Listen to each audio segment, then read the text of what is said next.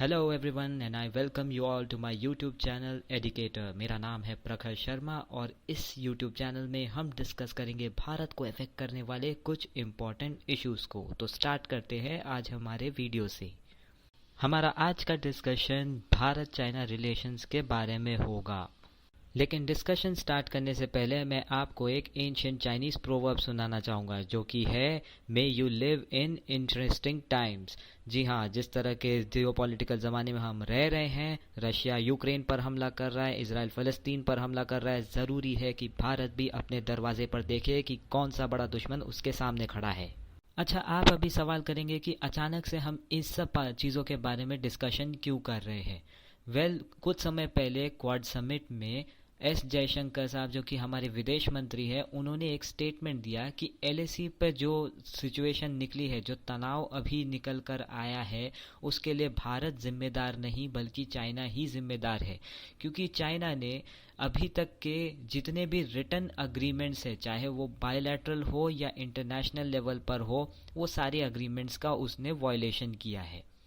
अभी I am sure आप इस बात को नहीं भूले होंगे कि जून 15 2020 में भारत और चाइना के बीच में एक मिलिट्री स्कफल हुआ था, जिसकी वजह से गलवान घाटी में भारत के 20 जवान शहीद हो गए थे।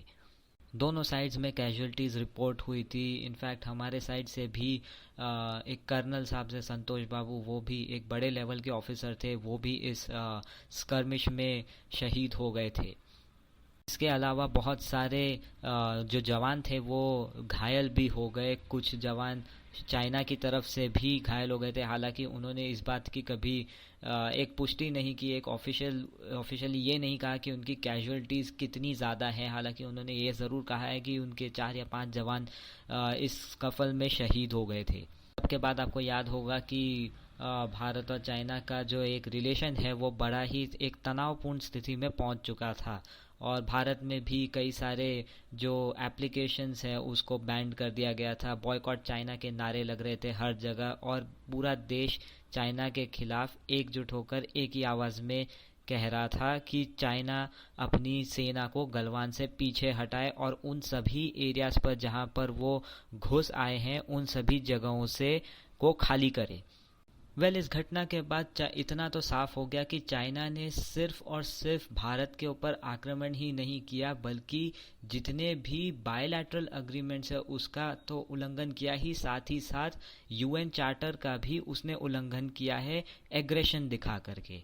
और सिर्फ इतना ही नहीं, जितने भी ट्रांसग्रेशंस हुए हैं भारत की भूमि पर, भारत की टेरिटरी पर, उसको चाइना ने जस्टिफाई भी किया है अपने अलग अलग तरीके, अलग अलग हथकंडों से। जैसे कि चाइना कुछ समय पहले एक नया बॉर्डर कानून लेकर आया था और उसके बाद उसने अरुणाचल के कई गांवों को रीनेम भी किया था। इसके अलावा उसने बाउंड्री मार्कर्स एस्टैब्लिश किए थे लैंड बॉर्डर्स पर। तो ये सारी जो बातें हैं वो भारत और चाइना के बीच में किए गए पुराने अग्रीमेंट्स का वायलेशन है। जैसे कि 1993 अग्रीमेंट जो कि कहता है कि दोनों एक दूसरे के खिलाफ शक्ति का इस्तेमाल नहीं करेंगे, लेकिन कुछ समय जब आपने देखा होगा उत्तराखंड में एक बाराहोती नाम की जगह जहाँ पर एक ब्रिज को डिस्ट्रॉय कर दिया गया था, ऐसी न्यूज़ भी आई थी। इसके अलावा ये भी कहा गया था 1993 अग्रीमेंट में कि पीसफुल और फ्रेंडली कंसल्टेशन से सारी चीज़ें रिजॉल्व करी जाएंगी, लेकिन वो फॉलो नहीं हुआ। आर्टिकल 1 ऑफ 1996 अग्रीमेंट कहता है कि कॉन्फिडेंस बिल्डिंग मेजर्स को अडॉप्ट किया जाएगा और दोनों एक दूसरे के खिलाफ मिलिट्री को यूज़ नहीं करेंगे। सिमिलर बातें कही गई हैं article 1 and article 8 of 2005 and 2013 agreements में। इसके अलावा आर्टिकल 9 ऑफ द 2005 अग्रीमेंट कहता है कि एलएसी पर जो सिचुएशन है उसको स्ट्रिक्टली रिस्पेक्ट किया जाएगा, उसको स्ट्रिक्टली ऑब्जर्व किया जाएगा और जो कुछ भी पेंडिंग इश्यूज हैं बॉर्डर को लेकर के उसको पीसफुल ढंग से रिजॉल्व किया जाएगा।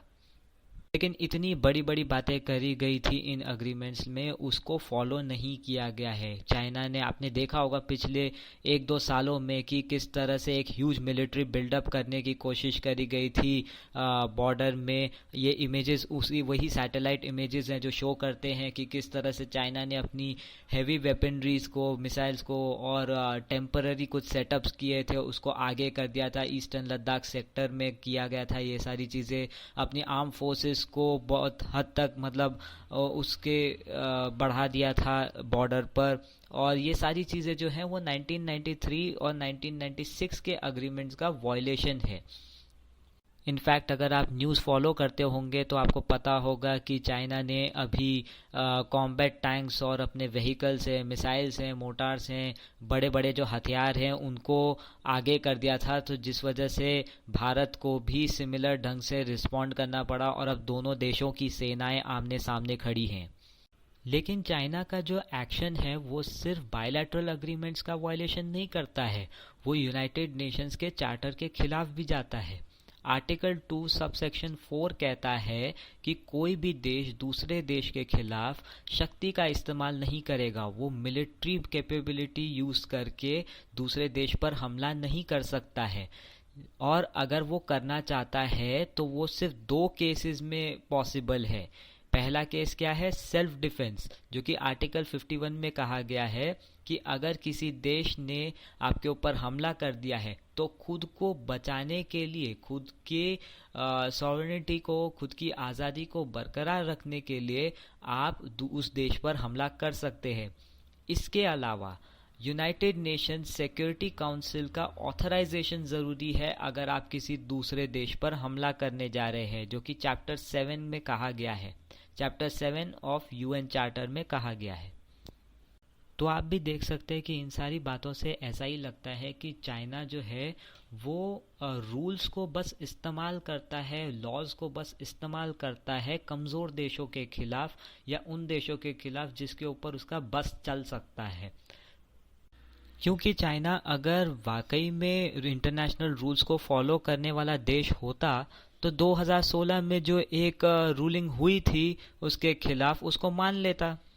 United Nation Convention on Law of Sea ने एक मैरीटाइम डिस्प्यूट पे फिलीपींस के हक में फैसला सुनाया था, लेकिन चाइना ने उस ट्रिब्यूनल के फैसले को मानने से इनकार कर दिया।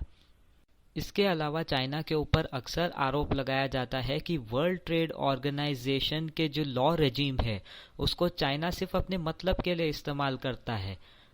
क्योंकि ऑर्गेनाइजेशन का सिस्टम ही इतना नॉन ट्रांसपेरेंट है, चाइना उसको इस्तेमाल करता है इलीगल सब्सिडीज प्रोवाइड करने के लिए, करेंसी को मैनिपुलेट करने के लिए, ताकि अपने वो एक्सपोर्ट्स को बूस्ट कर सके। इंटेलेक्चुअल प्रॉपर्टी राइट्स, उसकी स्टीलिंग में भी चाइना का बहुत बड़ा हाथ रहता है और कंपनीज को वो फोर्स करता है ट्रांसफ़र ऑफ टेक्नोलॉजी के लिए। देखो ये बात तो सच है कि भारत पर हमला चाइना अभी तक इसलिए नहीं कर पाया है क्योंकि भारत खुद एक न्यूक्लियर शक्ति है, वरना आज हमारी स्थिति भी यूक्रेन जैसी होती। लेकिन हमें ये बात भी नहीं भूलना चाहिए कि जहाँ तक कन्वेंशनल सुपीरियॉरिटी की बात है वो चाइना के फेवर में है। तो ऐसे हालातों पे हमारे पास और क्या ऑप्शंस बचते हैं? वेल, ऑप्शंस तो सीधा साफ सिंपल यही है कि क्योंकि चाइना अपने लॉज को जो है वो फॉलो नहीं करता है, अग्रीमेंट्स जो किए गए हैं उसको फॉलो नहीं करता है, तो डिप्लोमेटिक आइसोलेशन बहुत ज़्यादा ज़रूरी है। बड़े देशों के सामने हमें अपना ये बात रखना पड़ेगा कि चाइना किस तरह से अपना जो अग्रीमेंट्स है उसको वायलेट करता है और किस तरह से देशों को नीचा दिखाने की कोशिश करता है। ज़रूरी है कि इंटरनेशनल प्लेटफॉर्म्स पर भारत अपनी बात को साफ रखे कि जिस तरह से यूएन चार्टर का जो आर्टिकल 51 का हक चाइना को मिला है और उसको वो ट्विस्ट एंड टर्न करके अपने फ़ायदे के लिए इस्तेमाल करता है, भारत के पास भी वो आर्टिकल 51 का राइट है और वो उसको इस्तेमाल कर सकता है चाइना के किसी भी मिस एडवेंचर को रोकने के लिए। देखिए, हर चीज़ का जवाब जंग नहीं होती, कभी कभी चीज़ों को शांतिपूर्वक तरीके से भी सुलझाने की कोशिश करनी चाहिए। तो जब तक हमारे पास वो सॉफ्ट पावर है तब तक हमें वो डिप्लोमेटिक सॉफ्ट पावर को एक्सरसाइज करना चाहिए और चीज़ों का एक पीसफुल सॉल्यूशन ढूंढना चाहिए। तो इसी के साथ हमारा आज का डिस्कशन एंड होता है। कमेंट सेक्शन में ज़रूर बताइएगा कि आपको ये वीडियो कैसा लगा। लाइक करें, शेयर करें, सब्सक्राइब करें और मिलेंगे हम दोबारा इसी यूट्यूब चैनल में एक नए वीडियो के साथ। Till then, goodbye, take care.